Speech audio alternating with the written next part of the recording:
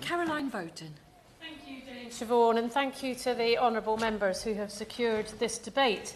I would like to declare an interest here.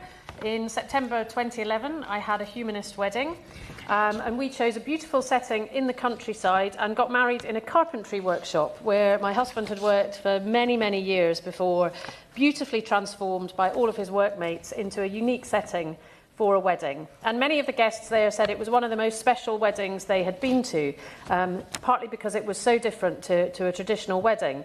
The kids particularly did love the ice cream van, which gave out free ice creams all afternoon. But the vows were written by us, the ceremony was designed by us, and we were both able to include our children in the ceremony, which was very meaningful.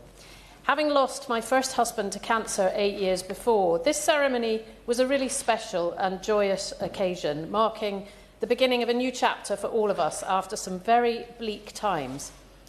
But we did have to get married 2 days before in a registry office because it wasn't legal. And I now have 2 wedding anniversaries, which is complicated enough in itself, 3 if you count the first one as well. But the occasion that I remember as my wedding wasn't actually my wedding, and that feels wrong and frankly outdated in a modern society. So I would also like to compare the situation here with Scotland, where humanist marriages have been legally recognised and have exploded in number, and there are more humanist marriages there than all the other faith and belief-based marriages combined. It's hard to unpick cause and effect, but in Scotland, the legal recognition of humanist marriages coincided with the end of a long-term decline in the number of marriages happening there. And my honourable friend has talked about how he travelled to Scotland so that he could have a legally recognised humanist marriage, and no doubt thousands of others have done the same thing. The modern-day equivalent of eloping to Gretna Green. But it really shouldn't be necessary. It's time for England and Wales to catch up with both Scotland and Northern Ireland, where these marriages are recognised. Allowing people to have such a ceremony recognised in law is well past time. The 1,200 couples a year who have humanist weddings here already should have the same opportunity to marry in line with their beliefs as their religious counterparts.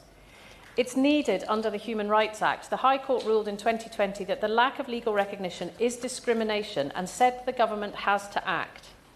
95% of respondents, as we've already heard, have supported it. And a 2025 YouGov poll found 70% in favour and only 15% opposed, but it also had a majority of every religious group in favour too.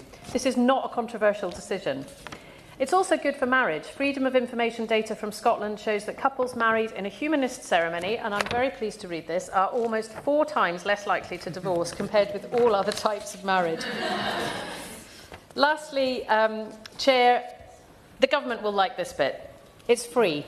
Laying an order under the Marriage Same-Sex Couples Act would cost nothing. All it needs is a positive affirmation.